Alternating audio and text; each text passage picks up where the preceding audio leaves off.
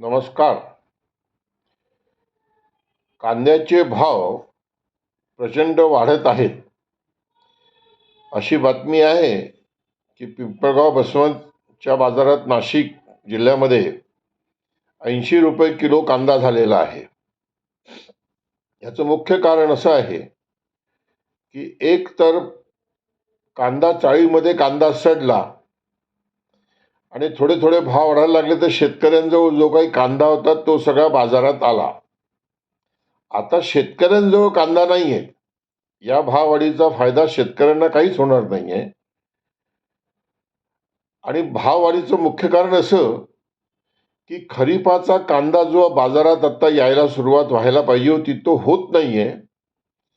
कारण यावेळेसच्या अनिश्चित पावसामुळे, अवकाळी पावसामुळे आपण म्हणू शकतो, अतिपावसामुळे सुद्धा काही भागांमध्ये सुरुवातीला रोपं सडलीत. शेतकऱ्यांचं महाग कांद्या बियाण्याचं नुकसान झालं.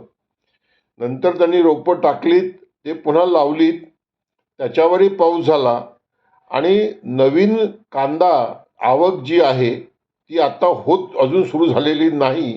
त्याला अजून वेळ आहे आणि त्याच्यामुळे कांद्याचा प्रचंड तुटवडा तयार झालेला आहे आणि म्हणून ही कांद्याची भाववाढ आहे.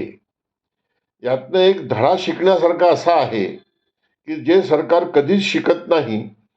जेव्हा 5 रुपये किलो कांदा होतो तेव्हा सरकार शेतकऱ्यांना मदत करायला येत नाही आणि जेव्हा कांद्याचे भाव वाढतात तेव्हा महाग भावाचा कांदा आयात करून भाव पाडण्याला सुद्धा सरकारला लाज वाटत नाही. मग ते सरकार कोणाचंही असो. आज सोयाबीनची गत काय आहे, आज कापसाची गत काय आहे. मध्यंतरी 400 रुपये किलो कोथिंबीर झाली तेव्हा सगळे बोंबलले आणि मग ती कोथिंबीर 100 रुपयावर आली आणि आता महिन्याभरानंतर जर असंच वातावरण राहिलं तर ती कोथिंबीर 50 रुपये किलोवर सुद्धा येईल. ही जी बाजारातली अनिश्चितता आहे यात शेतकऱ्यांचा फायदा होत नाही आणि उपभोक्त्यांचाही फायदा होत नाही. मला असं वाटतं की आमच्या देशामध्ये महागाईची नवीन व्याख्या करण्याची गरज आहे. कारण जेव्हा रुपयाचं अवमूल्यन होतं आहे आणि रुपयाचा प्रवाह बाजारात वाढतो आहे, त्या तुलनेत शेतीमालाचे भाव वाढणं हे अपरिहार्य आहे. त्याला महाग म्हणून ठोकणं हे बरोबर नाही. 200 रुपये किलो तुरीची डाळ ही जर महाग असेल तर 130-140 रुपये किलो तुरीची डाळ महाग नाही हे मान्य करायला पाहिजे. आणि त्या प्रमाणात मग तुरीचे भाव हे MSP जाहीर करायला पाहिजे आणि ते देण्याची जबाबदारी सरकारने घेतली पाहिजे की आम्ही 900-1000 रुपये क्विंटल तूर विकत घेऊ, हरभरा विकत घेऊ, कितीही पिकवा तुम्ही. म्हणजे शेतकऱ्यांचंही भलं होईल, ग्रामीण अर्थव्यवस्थेचंही भलं होईल, देशाच्या बहुसंख्य लोकांची क्रयशक्ती वाढेल. तीच गोष्ट कांदा, बटाटा आणि टोमॅटो करता आहे.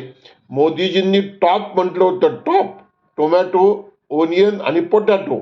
पण या टॉपला वाचवण्याकरता मोदीजींचं धोरण नाही आहे आणि त्याचे परिणाम आज आपण भोगतो आहोत.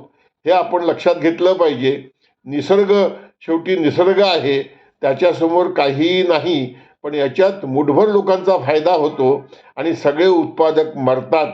हे आपण याच्यातनं शिकलं पाहिजे. नमस्कार, धन्यवाद.